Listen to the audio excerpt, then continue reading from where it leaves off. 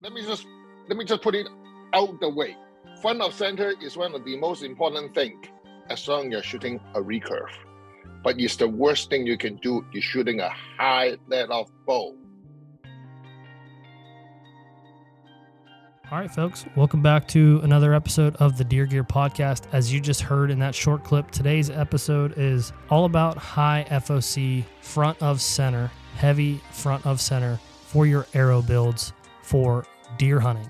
Now, high FOC, heavy arrows, adult arrows, these terms and these arrow builds have been really trendy in the last few years, especially in the world of whitetail hunting, for close encounters, the bone crushing threshold, and especially for folks that are anticipating quartering 2 shots, people hunting on the ground, and for good reason, right? There is a lot of compelling arguments for in favor of heavy FOC arrow builds. And I myself have shot a high FOC heavy arrow build for the last 3 years. I was shooting Sirius Apollo arrows. That arrow weighed 560 grains with, I want to say, 14% FOC. I killed quite a few deer with that setup, and until I met Dorge and Dave Murray from Vital Limits, I never really heard a compelling argument against having a high FOC build.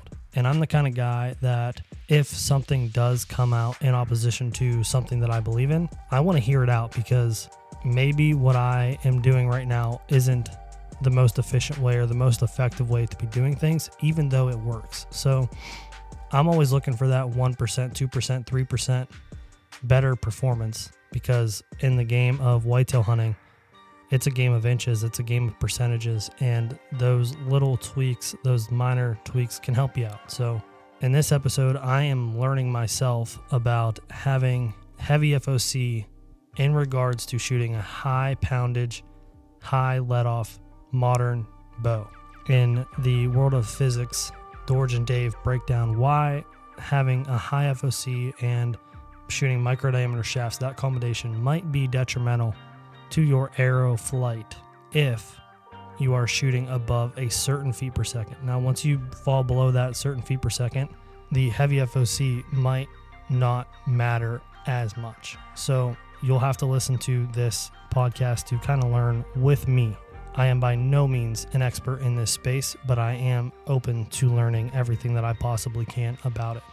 If you guys have your own thoughts, please DM me. Let's talk about it. And hell, if we can get you guys on the podcast to talk about it, maybe you can come on and talk to Dorge. I know he's open to talking to anyone about any of this stuff. So with that being said, this is a highly anticipated episode. I know that I'm going to listen to it about 10 times just to kind of wrap my head around what's going on, because there has been such a great movement towards heavy FOC that not many people are talking about the other side of things. So with that being said, let's get into it.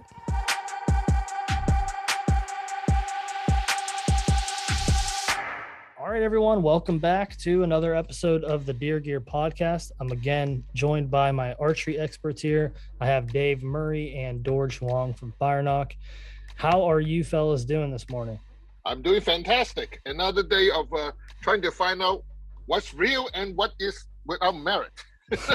Yeah, this conversation is one that not only myself, but I know all of my listeners have been really anxious to hear about. And we wanted to get through all the arrow components and everything first before we dove into this topic in depth. But today we're talking about front of center, or FOC, super trendy topic in archery these days. What do you guys think?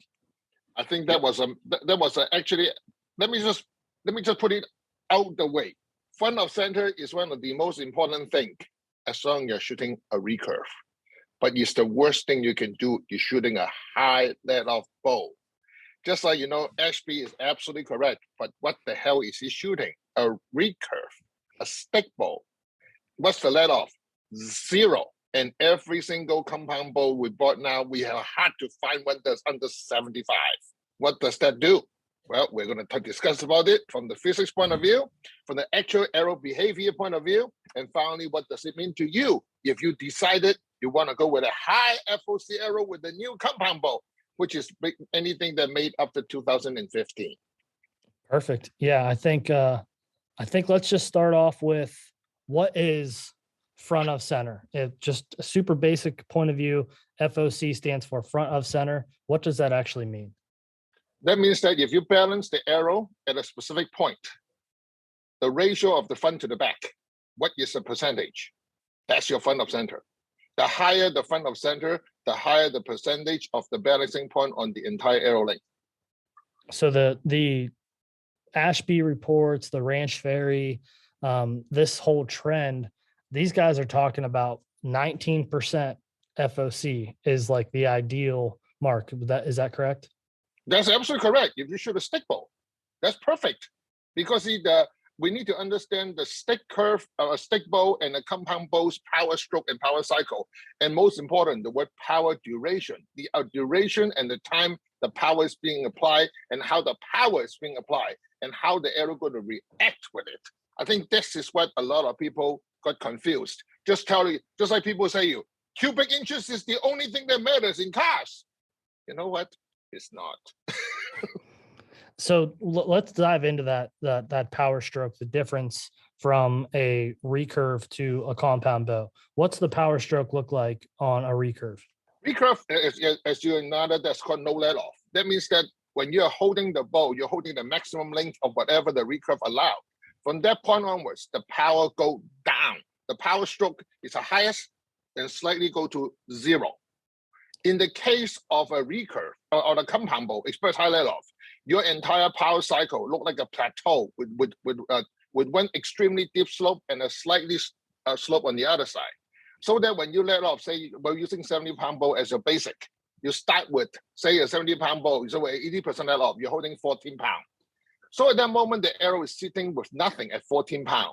Then you push it all the way to 70. That means your entire power cycle from 14 to 70 is extremely short duration.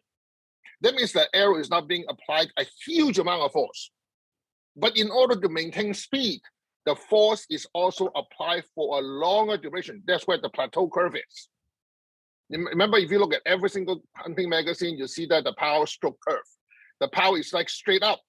And then you try to make that as plateau as possible because the power is continuously. That's the duration of power being applied. Now remember, in the case of a stick bow, the power is applied initially, and then the power cycle goes down. This every single time as time passes, the power applied to arrow is lesser. But in the case of a high let off compound, the power go from say 14 all the way to 70, and then it go in about half to a third of the entire duration, and then it go down.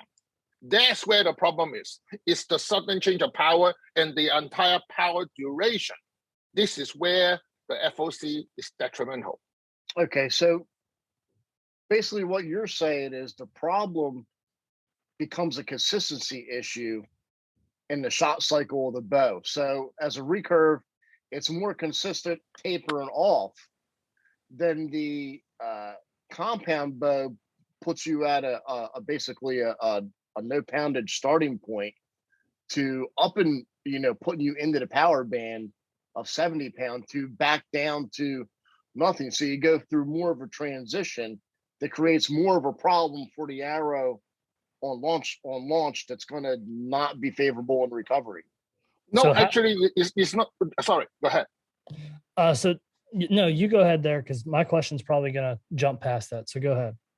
Well, the issue is not a consistency. First of all, we want to make sure that everybody understands the new compound bow are a lot more consistent than quote unquote a stick bow. But the problem with today's arrow is the problem because as you apply the power, remember we're still dealing with Newton's second law. And then not to mention, we also have to deal with the fact inertia. What is front of center? Front of center is that how much inertia you have in the entire arrow front of the point as you're being pushed and how much is being pushed back. Remember, Newton's second law did not change for anybody. Whatever you push, you're going to push back. But then you're asking the arrow to accept and respond to the continuous duration of the power curve. In the case of stick bow, the moment your inertia is only applied and only at the beginning of the power stroke, and is gradually decreasing. While in the case of a compound bow, a high let off, you go from a 14-pound let off all the way to the 70-pound percent let off. In other words, you technically use about the third of the power stroke of the pump of the recurve ball in that split of a second. That means your entire power curve applied is a factor of 10 to 20 compared to a normal recurve. But then you look at the plateau. The plateau is where the power is continuous with the duration, which time. Remember, power is not just mass over. Force is mass over mass times acceleration. At that moment, you don't have, although there is acceleration, but there is also a continuous apply of power, which means that the arrow have to continuously resist it, which means your power stroke to the arrow now the arrow have to take a lot more. That's the reason the only way to overcome this is that you either increase your spine significantly, or you actually do the reverse. You now lower the front of center as much as possible, so that you minimize the effect of quote unquote the inertia of the arrow pointer. So the arrow do not see. That's the reason when you shoot 80% off. What I found out, an 8% FOC is ideal. But then that's where the problem is. How many people you know how to tune a bow with 8% FOC and able to hold the form when you're shooting 8% FOC? But the 80% level bow is meant to shoot like this, in my personal opinion. What's the challenge there? What's the challenge with building an arrow with 8% FOC and tuning it? Two things. When you shoot an arrow 8% FOC, the stability of the arrow initial launch cycle is challenged, which means that you're holding your bow is going to be a lot more involved. But the good thing is that is what the 80% level bow is built for. So the second part is that you also your vertical or horizontal knock travel, which is how you tune the bow, is very critical. Because see, at that moment, without the front of center in the front to hold the arrow point in the initial position, the arrow point can move left, right, up, down because of the horizontal or vertical knock travel. In the case of like the new binary cam ball, which is guaranteed to have horizontal knock travel, then you go some bow who prefer a little bit called a power down. In other words, they got advanced upper cam that will guarantee you to have vertical knock travel issue. And then of course, the 90% of the bow nowadays is called, they do a parallel equivalent cam. Up and low cam is pretty much identical. Your problem is minimized, which is also the reason back then when we have single cam, because of the string stretch and the down cable movement, your knock travel up and down is critical. That's the reason when you up your front of center, you make a lot of problems go away. But in case of high let off, you need that perfectly perpendicular launch cycle for the arrow. Another one, no, not the arrow, but the knock. I just say wrong. It is not what the arrow you need to be. You want to make sure the power stroke to the arrow is perfectly perpendicular, no sideways movement, no up and down movements. Now, if you think about it, if you do that, that means you better have a bow press and you know what you're doing. And the best way to do it, of course, is to paper tuning so that you know how the arrow launch out of the bow. But then assuming the arrow is actually tuned right, because until you got an arrow that is, that shoot perfectly horizontal, then you can use the tearing of the arrow to now tune your bow. But most people haven't got the arrow or bow right now. They have two problems that is inconsistent, and they try to tune it. In other words, you don't even know where to begin. Yeah, that's the reason most people don't want to deal with it. So by increasing the front of center, they have enough mass in the front so that they think they can easily get it to do what it does. It is like the old saying is that since you don't know how to tune a Ferrari, you don't know how to drive a Ferrari, you go and add another 500 to 1,000 pounds on the car, so you drive like a Honda Accord, so you know how to drive it. That makes sense when you put it that way. So what happens when we start adding a significant amount of tip weight to increase the FOC? What's the problem? Well, the problem is that is all the arrow we make today, unless we make arrow that's so heavy spined that the arrow no longer flax. Front of center, it's easy. In other words, it is the simplest way to tune any bow. Just increase the front of center. You got a directional control and everything's supposed to go better. But in actuality, it goes a lot worse, especially high let off. And I will tell you how you can tell that you have problems. Go and shoot a target at 20, 25, 30 with whatever arrow you got. Look at how the arrow penetrate the target. If the arrow penetrate the target at any angle, you know you got an arrow tuning problem. The arrow is not going in straight. I mean, the whole idea of arrow is straight. If the arrow is not going in straight, what is the arrow doing in air? Is the arrow flying crooked in the air to start with? Or the arrow is just bent so much it's going in? If the arrow is bending with heavy front of center, let's put it this way. If you got a huge amount of weight in the front, the inertia is the highest. What happened to the midsection and tail section of the arrow? The arrow is going to flex, right? Mm-hmm. If the front is not moving and the tail is flexing, what does that mean to the tail of the arrow? Think about it. You're holding, in other words, imagine the arrow is supposed to look like a reverse fish. Now you grab that head of the fish, solid. That fish is going to get smaller and smaller in body, but larger and larger in tail, isn't it? Mm-hmm. But this time, in other words, the fish head is going to open. The fish head's supposed to be closed. So even on terms of impact with high FOC, when people have a lot of point weight, but they're getting poor penetration, what does that mean? Because, I've seen it in some video where, you see the arrow impact, it goes in a little bit, but all kinds of things are happening at the back of the arrow. The arrow essentially becomes like a wet noodle if it's not stabilized. Absolutely. And that I think is one of the benefits when, we have, a concept system option. We're able to maximize the FOC in that example because we have some stabilization for the arrow as compared to if you just add a bunch of tip weight to it that you have all like insert or outsert weight to it, and people are throwing on 200 grain heads, and then we go into the popular micro diameter shafts with heavy wall thickness and really slim diameter inside diameter shafts. They really just end up with more problems than what they want. And then you'll find out that shooter, you see this on some of the videos that you mentioned before that you talked about, you see them going into these 600, 700, 800 grain arrows. Well, is the arrow that much better at that range, or are we just talking a confident problem with the arrow because they can't make it happen at 400 grain? Exactly. Which is the issue. Yeah, let's add so much weight and FOC to it that we're shooting 800 grain to make up for what they're losing because they really can't build an arrow. Well, in some cases, it's like since people can't drive fast cars and they bought fast cars, the only way to make it drivable is add weight to it. That's the best way to describe it. It's right. Like instead of like trying to it's my skill level, or that's the reason a lot of dealers really do not want this to happen.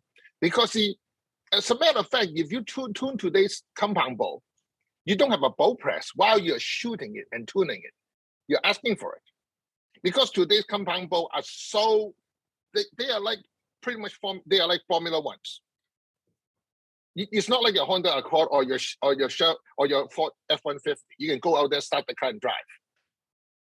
That's the reason behind it, because it's so high performance. You need a whole pit crew to handle it. And not to mention, I want to keep in mind that it's not that we don't like weight, because Dorge has built an extensive amount of bolts for African game that are 800, 900 over 1,000 grains. But the process of building that bolt with introducing other internal shafts, basically larger concept systems, to have that stability for the animal. He's not just adding on a real heavy insert. No, it's first of all, it is not stability. What the concern is that when you deal with a bigger animal like Cape buffalo, elephant, and giraffe, because a lot of people don't understand, when you're shooting a giraffe, you're shooting the third heart. That's 12 inches of skin you need to penetrate. The light arrow is not going to go through that. It's like if you try to split some wood with a 1 pound hammer, you're crazy. You need you need a 12-pound wedge because you need that momentum. But when you're dealing with a whitetail or an elk, which is soft, I mean, it's like, I mean, yes, it is okay to shoot a whitetail with a 50 calibers. You can pretty much close your eye and shoot it. But if that's what you want to do, I mean, I got customer literally bought my Dragon Slayer, which is 900 grain shaft. Fucking with fun shooting at whitetails. Can you absolutely do it? Sure. But then you better know your pin gaps. I mean, they are about yay wide. I mean, if you're looking at a fifth, I mean, the arrow start dropping about 16 yards. And even at 10 yards, it's dropping. But that is what you're giving up. Right. I mean, think about it. If you're in a normal hunting environment, you saw a deer at 22 yards. The deer make one step, you're going to be 8 inches off with that arrow. Wow, yeah. Because do you know an 800 shaft, then you normally, to make it shoot right, you better have a 200 grain point on it. Now you look at 1,000. Yes, I had an interesting question come up to me yesterday. Maybe I've had that question a few times, but I wanted your take on it because I know he listens to the podcast. Instead of adding this concept system or whatever, why can't the shooter just get a heavier spine, just up the spine? This is where I mean, up the spine is not a bad concept, but it's just like, why can't you just, how I say, make a heavier, more stable chassis, make the car heavier. Then everybody can drive it. But you lost the original reason. Why are you buying a new bow for? Right. I mean, heavier spine arrow is good to solve this problem. But it is like asking yourself this question. You just got a brand new bow. You're doing exactly, the result of it is worse than what you back then 5 years ago, or even as worse than what I did back in 1999, shooting a Matthew Q2. Then why are you buying a new bow and spending all this money? I mean, the bow did not faster. The penetration did not get any more different. I mean, yeah, you get a slightly more energy. Remember, at the end of the day, you're still putting 70 pounds. The law of physics do not change. It's getting more efficient. Well, efficient in what way? I mean, at the end of the day, you have putting a 70-pound bow. That do not change. Let's get that out of the way. In arrow world, usually if you up the spine from, say, a 400 to a 300, most of your arrows you're going to jump up and weight. Yes. So the speed that you think you're going to put out, you lose speed at the other end of the spectrum. But your arrow, in terms of what a conventional arrow is doing compared to what we're building on, you don't have that benefit of the concept system. So the arrow is still behaving like a conventional arrow. It may not do it as much, but you're not going to throw AeroVane 3s on it and think you're going to get concept system results just by upping it to a 300. No, actually, we don't even need to touch that because there's a whole different level of technology of improvement. Let's just talk about plain Jane arrow with no vanes. Let's talk about that. If you're shooting today's bow, the bow that you bought in 2022, and then you go and look at a bow with no vanes, just a shaft and a point. You go and now shoot a Q2, 22 years ago bow, okay? You're the same identical arrow in weight, total weight. What is your actual difference? Well, it may be 5 to 8 feet per second based on AMO standard. That means a 70-pound as a 350 grain arrow.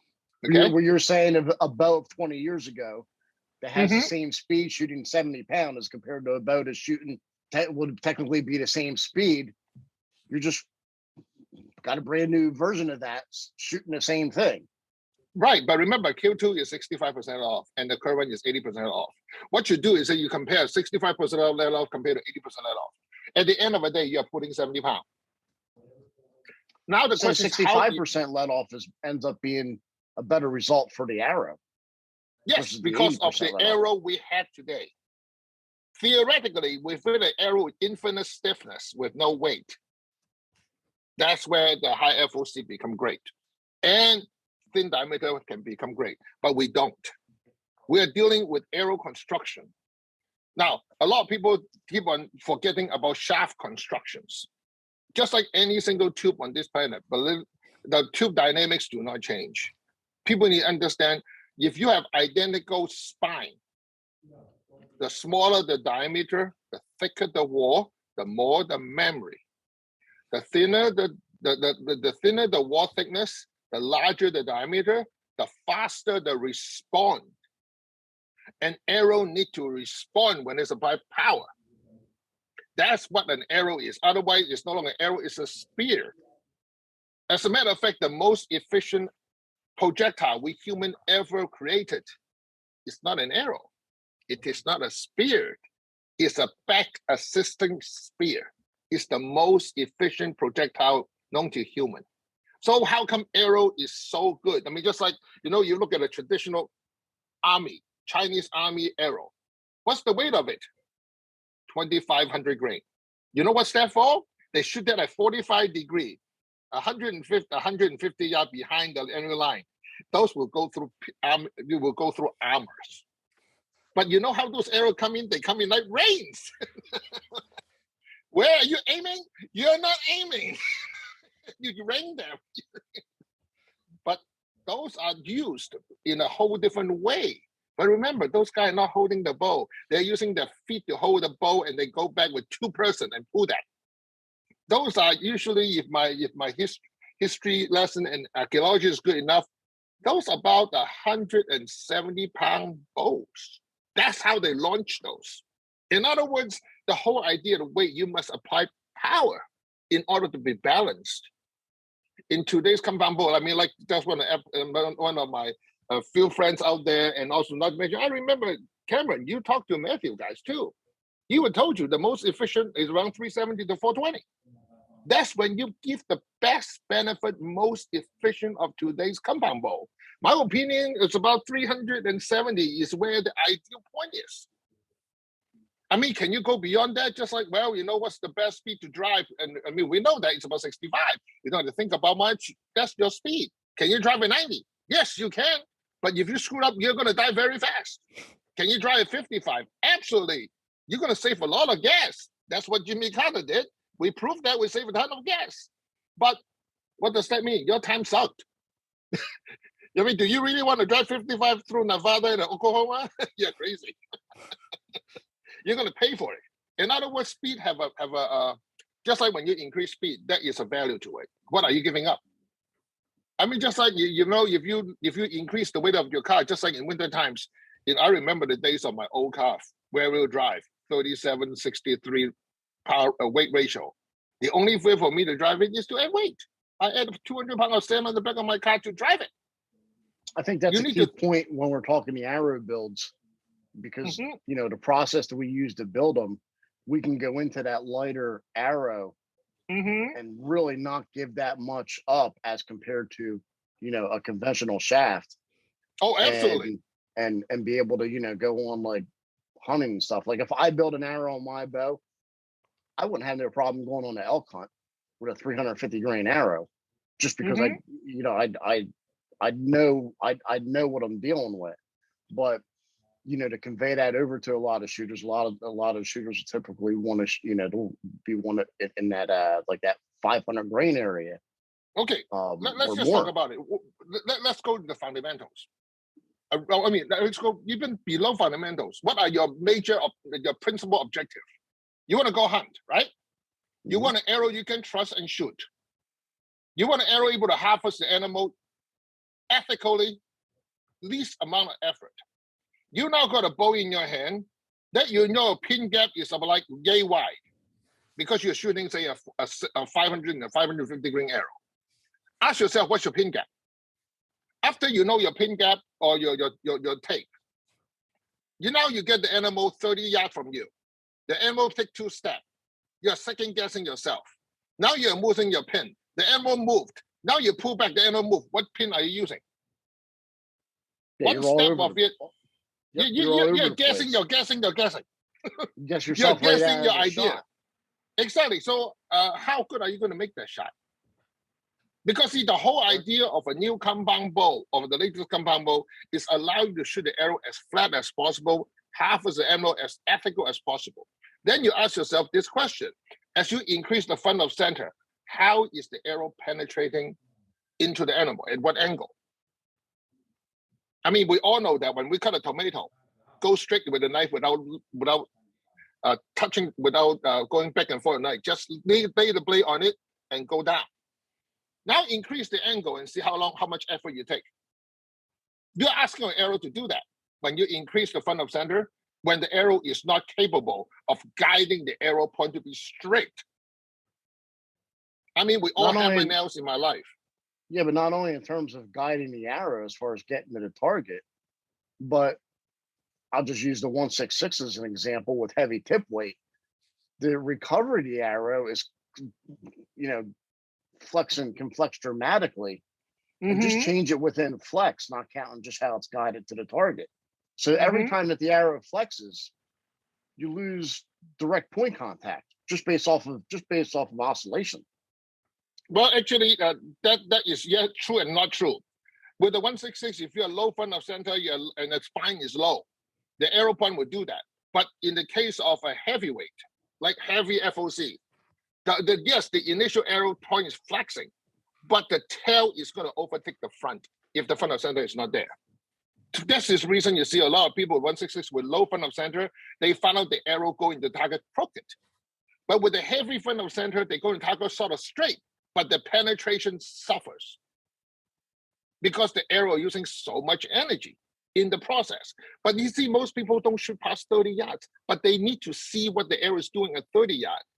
I mean, the easiest way to prove that what I say is true is that do it yourself.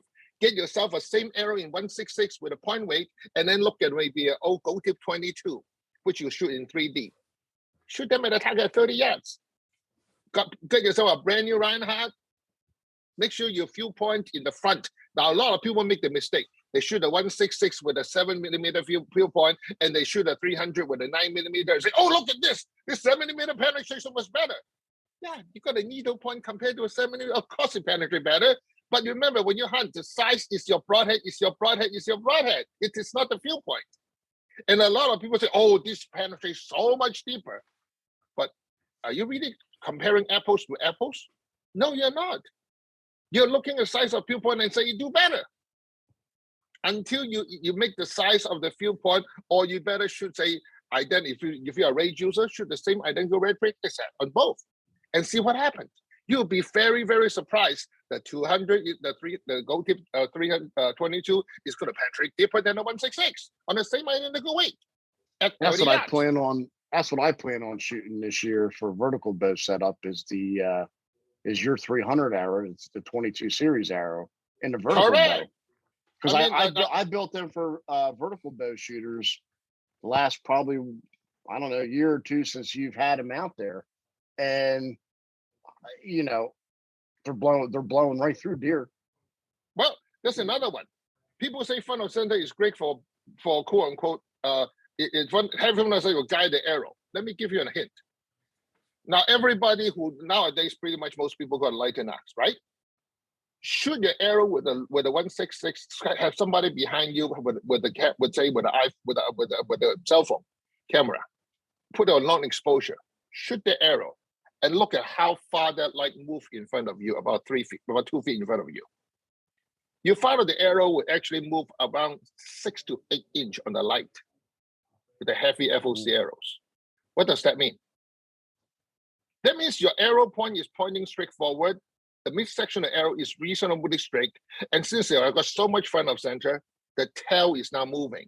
The tail is moving 6 to 8 inches left to right, up and down. Okay. Now, we all talk about drag, right? What is the surface area of the total volume of air your arrow with the vane is doing? Assume the vane is 1 inch over the arrow. If it's moving 6 and 8 inches, that means your vane is doing 7 to 9 inches of air movement at the back of your arrow, isn't it? Come on, you can see the light. I mean, you can see the light. Then you end up having, well, that's in relating to crosswind signature, and then we're really getting screwed up. Exactly. I mean, we got all kinds of stuff happening. If the vane is moving that much, the tail is moving, the vane is moving that much, what is your aerodynamics of the arrow behaving? Pretty poorly. Yeah. Now, ask yourself this question. If that arrow is traveling at 280 feet per second or up, what do you think is going on? What do you think about your drag? It's going to be ridiculous, isn't it? That's the reason you notice every single person who shoot whatever goes heavy front of center ask themselves that question. What speed are you really shooting? You will find out really 99% of them would never pass 270. There's a way to fix that if you just triple your arrow weight, reduce your speed by 100 feet per second. You can fix all that. According to some other YouTube experts. Well, that's exactly. You notice that because 260, 270 feet per second, that's where aerodynamics kick in. And all the people with their bow problem, they keep on trying to lower their speed unintentionally. The word is unintentionally, so that their arrow finally behave because they no longer have to deal with aerodynamics. That's a good point. I think you said to me one time, well, anything looks good if you just slow it down. And I mean, let's take speed out of the equation. Of course the arrow is going to look good. I mean, I can lob a softball into a glove and have it look great, but as soon as I get, I can't shoot 90, can't throw it 90 mile an hour. Exactly. The problem is that if you don't understand how this is, the first thing you do is just slow it down.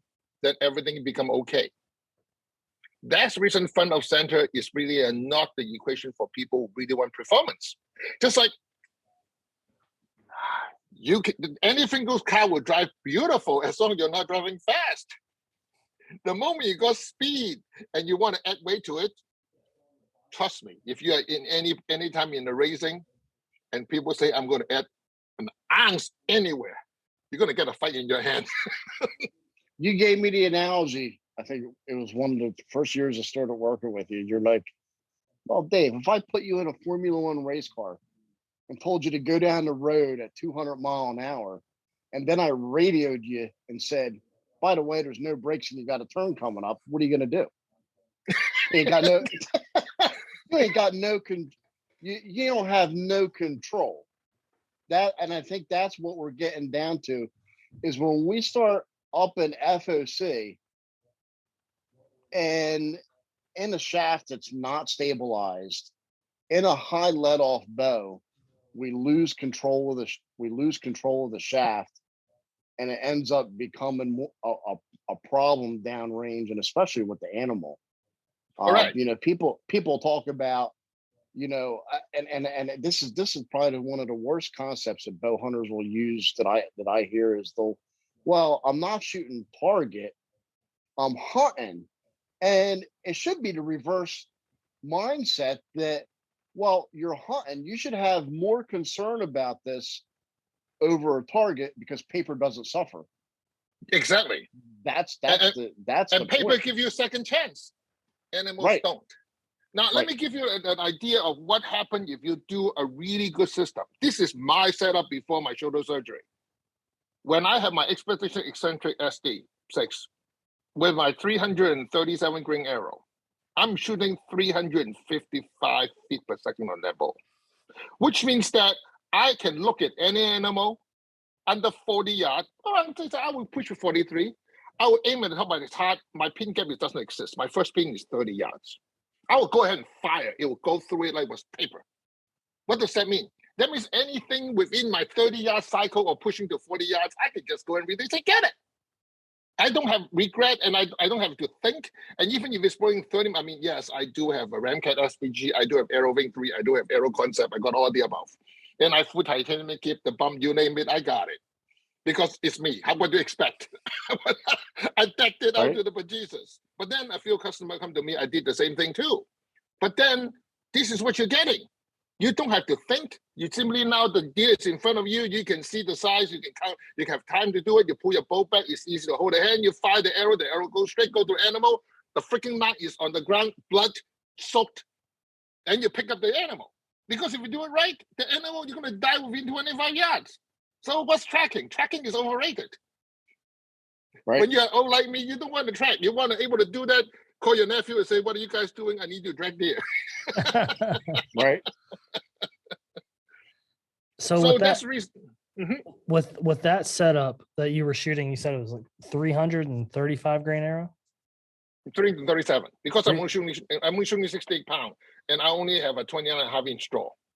So I think one of the initial draws to a heavy FOC or even just a heavy arrow in general was the higher momentum. What would No, be man. Go ahead. what would be the difference there in momentum on a heavy setup compared to what you were shooting there? Because at that moment, it's like, do you want to? I mean, yes, people say that I want to shoot the deer with a slug gun. I want to shoot the deer with a 22. Well, first of all, when you shoot an animal, it is not a 22. It's a 20. It's actually a scalpel with blades on it. It is not the shock that killed the deer. It is the bleeding and the vital area impact. You're not gun hunting. You're archery hunting. What does archery hunting means? Precision on placement and hit the vitals. Just like I can shoot your thigh with a 356 Magnum. Yeah, you're gonna die because of bleeding, but you're not gonna die quick. And if you tie your leg and you run into the woods, I won't find you. That pretty much is what's going on with a heavy FOC arrow. But if I shoot, quote unquote, a 22 with blades on it, I hit exactly on the top of the heart and cut all the arteries. How long you think it's going to last? It's going to be the most ethical thing. So it's like, or shoot a truly double lung. The animal will stop breathing altogether. That whole thing will not last more than 10 seconds. That's it. But that's the whole idea. You want to do it ethically, quick. Least amount of ruining of meat. I mean, yes, when you shoot, that's the reason people shoot deer in the neck or something not important, so that you don't ruin the meat. I mean, I love my venison, so. Yep, that's why we all do it. So, real quickly here, is there ever a scenario with a compound shooter that a 14 or 15% FOC setup is good? Oh, of course. I mean, I know Deb out of Monticello, Illinois. She shoot about 22% FOC. 22%. Yes. That's high. And she have a 55-pound bow. She technically have no veins on it. She don't need it. You know how far away she hunt? She hunt in Champaign, Illinois, Illinois University Champaign campus on the outskirts. What it does is that she never shoot past 20, maybe 30, 40 feet, if that much. You're not allowed to cut any leaves. So that she can now hunt in that places with the deer in front of him and then just shot that spear. Because she don't need the veins. Heavy front of center is the best because at that moment, the chance of she touching something before touching animal is so high. You need the front of center. You need the momentum. Because at that moment, you're not looking for precision. Because you're going to have stuff, just like a bullet. If you put a few, even paper on a bullet path, that bullet is going to change path. And how would you do it? You increase the weight of the bullet. All the gun guys will tell you, when you have heavy bullets, you can do a lot more wonderful things. Mm-hmm. But your trajectory sucked. Yeah. So So if you find yourself hunting, maybe you're a compound bow hunter that hunts on the ground a lot, that has to shoot through some high grass or some brush, you would recommend shooting a heavier FOC setup, but within a short distance. It has to be. It's like you're dealing with full feather again. Because at that moment, what you're doing is that you have to encounter a lot of things. The front of center, at that moment, not just front of center, a heavy arrow is always great. Because you're dealing with the flight path that you have encountered. Yeah, you're hitting random solid objects. Exactly. And just like, I mean, a heavy arrow has its benefit. Don't get me wrong. If you're going to hunt shoulder blade, okay, instead of hearts, go for heavy FOC, go for heavyweight arrow. Because you need that thing you need to increase momentum. Because everybody told me, oh, I need the 80-pound bow, that 500-600 grain arrow, because what happens if you encounter shoulder blade? I say, why would you encounter shoulder blade? Ain't you supposed to be shooting on the 11 ring all year long? And you can't know where the heart and the shoulder blade difference is? Or what happened if the deer move? I say, what happened if you totally missed? I mean, don't use those words. I mean, what happened? I know, but at the same time, it's your practice, your equipment is bringing you that point. Murphy's law is 10 times more powerful in the woods. Okay? So take all the variable out when you're finally going to hunt. Because if you cannot control and rely on equipment and confident fire and say, what happened if? Or what happened if at that moment a squirrel jumped on your back and you moved? Pointless. Right. That's pointless. I mean, because if you have to worry about that, you will be yourself out what happened when you go and hunt the meteorite hit you on the track. Well, that can happen. Well, I can't say you couldn't, but you have to worry about those. You better not be hunting. That's fair.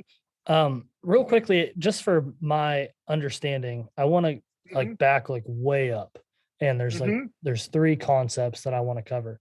What was the reasoning behind shooting a high FOC bow or high FOC setup for a recurve, according to Dr. Ashby? Because that's you got better momentum. The whole idea is momentum.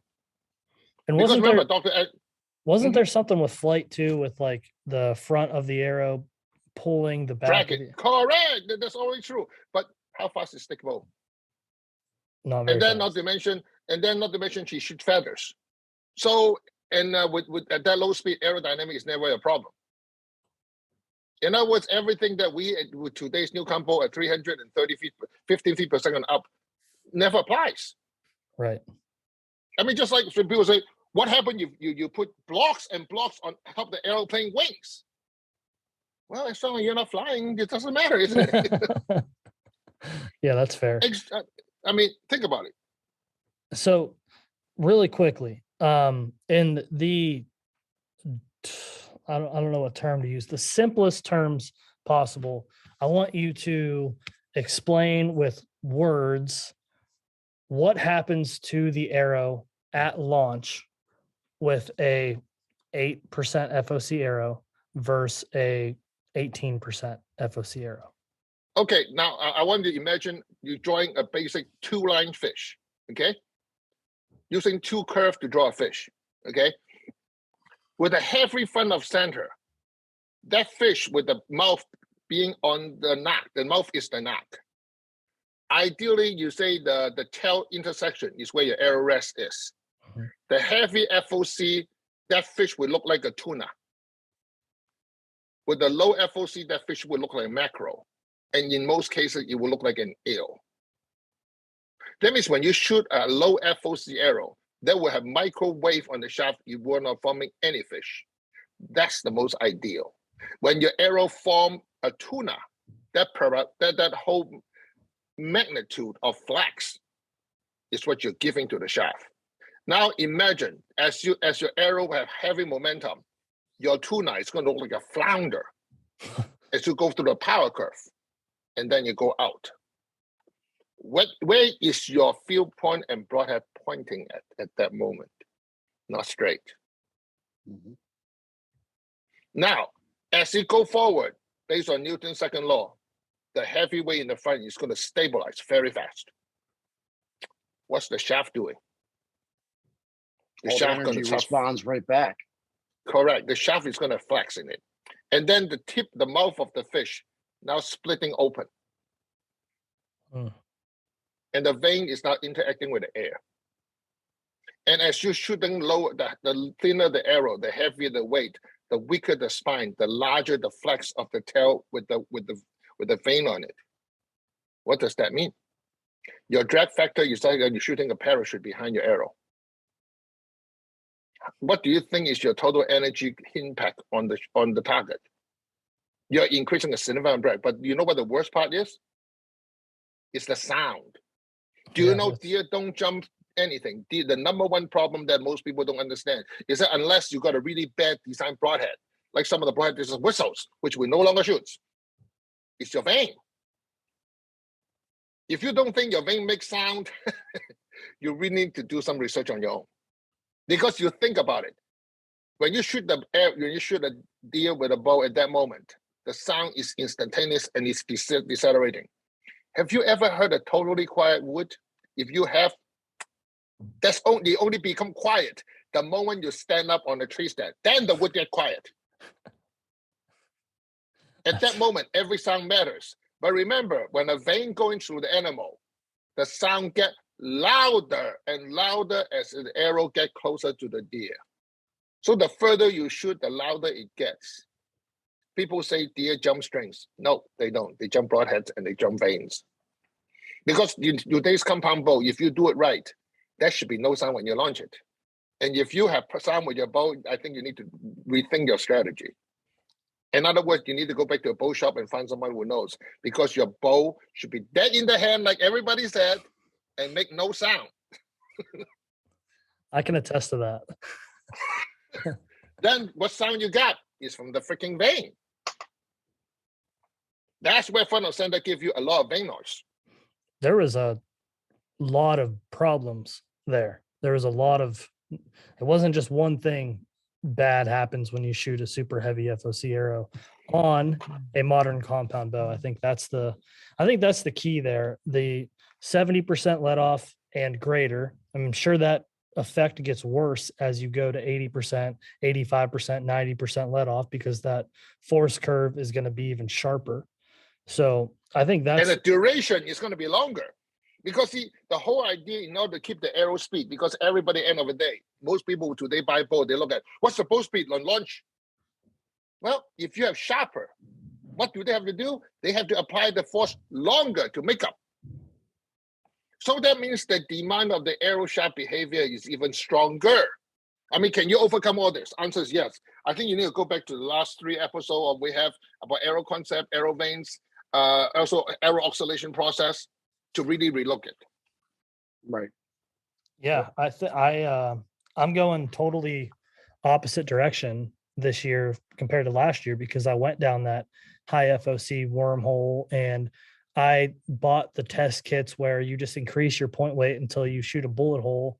And I was like, oh, my bow's just shooting better now because this is what it likes at this point. I've shot 560 grains and 125 grain head. And that's because that's what my bow liked, is what I thought. And essentially what I was doing was just slowing it down enough to where none of it mattered. And it just keep in mind that a lot of people will paper shoot, and that's like a starting point for some. I particularly don't do that. But just to mention, I remember Rod White having a video out there. I don't know if you remember this, Dorge, but he did a high speed video on a couple bows. I think one was a Hoyt. And no matter how good, he had a perfect bullet hole in the paper, but when he looked at the arrow in slow motion, he was quick to get rid of the bow. I mean, the bow couldn't tune the bow well enough, to make it happen. All kinds of things were happening. They had. Do you know what that happened? That bow was. It was a Hoyt. It was a.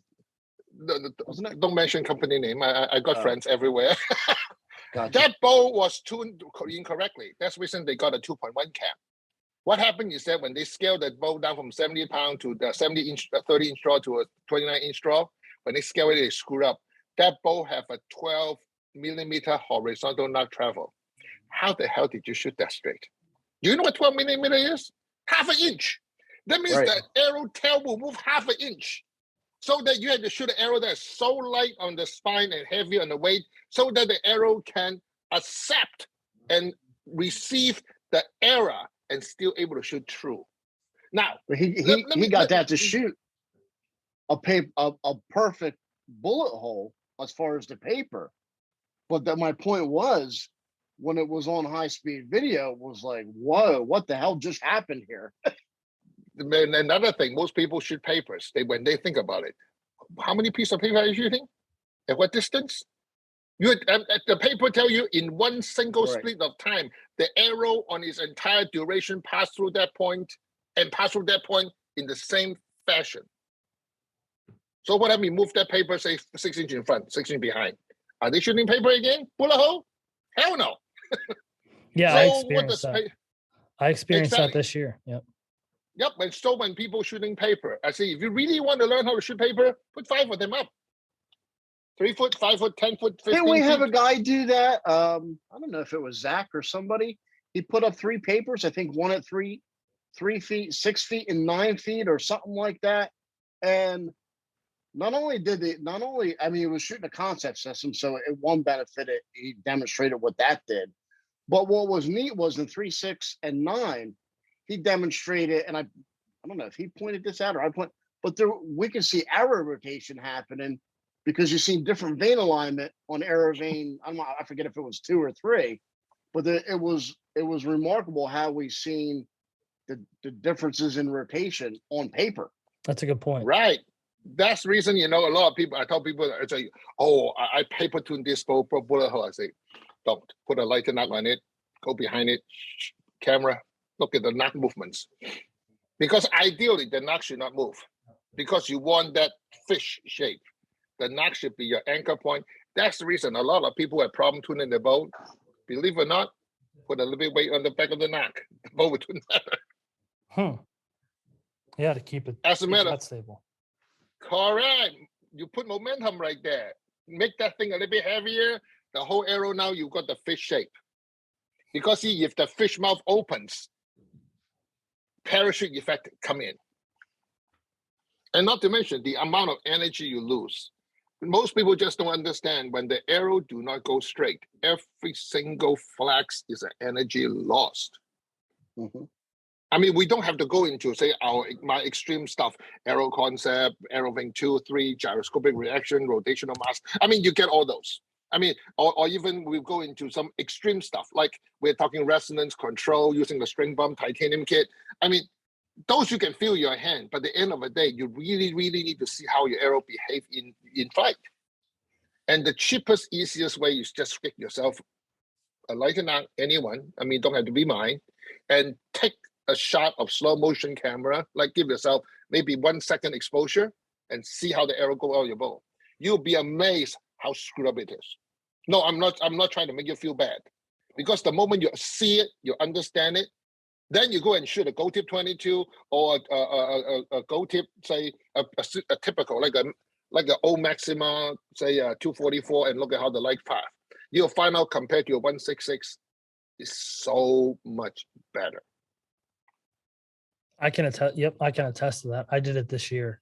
I bought lighted nocks for my standard diameter shafts, and then shot last year's 204 and shot the previous year's 166. And the flight characteristics are so much different. And you wouldn't think that small of a diameter change would make a big difference, but it makes a very big difference. I think in other words, just look at every single fly rod. The guy with a super thin fly rod, they're only good for AFTM 4, 6. The moment you're shooting the top end class, AFTM 12, can you think? You remember you're in Florida, the wind is your killer. Why do you just shoot a thick diameter the fly rod? Because it recovers. Because now you can cast, you have power without weight. Yep. I mean, every industry is doing the same thing. It's not just archery. You need to look at what other people is doing, because as they say, on this planet, we live by the same law of physics. That's a good point. Yeah, I think that's that is a big problem with hunters, not only hunters with arrows, but even just in general, we don't pay enough attention to or compare to outside industries. So yeah. I get that a lot when discussing titanium. Archery, it's like, to a lot of shooters, especially when I was first getting into this, it was unacceptable. It doesn't work. It doesn't do this. And you start pointing to aerospace, anything from there to hammers, bikes, race cars, the whole deal. Everything's titanium becomes acceptable then, but the guy who doesn't want to put out the $150 in titanium for his bow, no, we can't do it. Yeah, I agree. Yeah, I can feel 2 ounces. It can't make that big a difference. I mean, I put an 8-ounce quiver on my bow. I mean, just to put something in perspective, and I had this is something that shooters with On Target 2 software have told me. In order for you to gain an inch or two at 30 yards on the bow in the same configuration, you got to shoot like 50 feet per second faster. So just based on that, based on what I was told, if I introduce titanium to a bow and I could pick up 2 inches, in essence, I'm kind of gaining the equivalent of 50 feet per second just through flight character. A more consistent energy transfer. I just go about it from the other side of the coin, versus try and pick up 50 feet per second and launch is what they're, and it's it's kind of like what I don't know if we probably discussed a little bit of this. If you go from aerovane 2 to aerovane 3, even if you're flying at the same speed, the one vane can act as 20, 30 feet per second faster because of the way the arrow is carried. And people are missing that concept in regards to what something like titanium does. Yep. I'll give you a one example. I remember Jack out of who used to be pro staff for boning. He moved to my veins. He got aerovane 2 and aerovane 3. He's shooting a bow that's about 330 feet per second at IBO speed. He told me from his blazer, he'd do a 2.5 degree at 60 yards. The difference between the blazer and aerovane 2 is 6 inches. For aerovane 3, another 4 inches. So the difference between it, just because of point of impact, is 10 inches. That's it. Everybody got 10. Don't just let me give you power, lean back. Aerovane is not something you can just slam on and expect results. I will tell you, one of my best dealer, Wolf Hollow, Larry, he called me, say, Dorge, this is all screwed up. He said, why? I get your aerovane 3 on my bow at 25 yards. I shoot 2-point bullet holes. The moment I put a range on it, it drops 6 inches. I say, what do you expect? It should drop about 6 inches. The bow speed do not change, but just put a range on an aerovane 3 arrow that he tuned correctly. Drop impact point by 6 inches at 25 yards because aerodynamic kicked into effect. That 2 trailing blade make that front of the arrow behave like a 2-inch tube. That is 6-inch difference on impact with no change of speed, with no change of front of center, with no change of vane, no change of bow, nothing except a few points to the broadhead. But with aerovane 3 at 300 and I think he's shooting 310 feet per second to 315. And I seen a similar result when I had a shooter and I was stood right by him. We shot we were shooting the SBG head to Heartcraft. We're all on the money at 40 yards. As soon as you went to the slick trick, same size kind of head, 100 grain, everything. Slick trick dropped 8 inches at 40 every time. Do you know why? Because Heartcraft and Ramcat both have scoop design. It increased the air speed and lower the air pressure for the blade to go through. And then also not to mention, since it's aerovane 3, the spin rate, the entire lower the pressure, the interaction of the blade decreases, which the arrow able to go forward because you don't have the fender number 1 and number 3 again. I mean, people just forgot those laws are there for a reason, and they're not applying it correctly. And they thought that, well, in this case, it doesn't apply. You know why it doesn't apply? When you shoot under 270 feet per second, then you don't have to worry about it. So it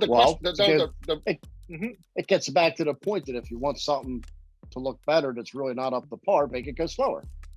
Exactly. Right. That's the reason, I got a lot of customer, a lot of listener in this. The end of the day, if you really don't want to screw with all this stuff and you want local, just increase your arrow weight, everything will be fine. But just slow remember, it down. So it looks there's good. no reason for you to buy a new bow because whatever you had before, besides blowing cool in front of your friends. But if that's what you want, hey, it's your money. I think that's a good place to wrap it up. Is there anything else you guys want to add here? I'm good. Dave? Nah, till next time. Yeah. If you guys have any questions, Dave, we haven't had you on the last couple of weeks. If people want to find you, where can they find you? I got my website is vitallimits.com. My shop phone and email are right on there. I usually get the one or the other. And I got a YouTube channel. Some of these videos, like the high speed videos and stuff, are on there. There's a link to the YouTube on there, so they can see some of this stuff in action. Cool. What about you, Dorge? Where can people reach out to you? Firenock.com. I try not to call my cell phone at 2 o'clock in the morning. I know one German customer did that, which I don't appreciate it. No, my wife don't appreciate it. And we end up with an hour discussion. What can I say? And my German is not that great, and his English sucked.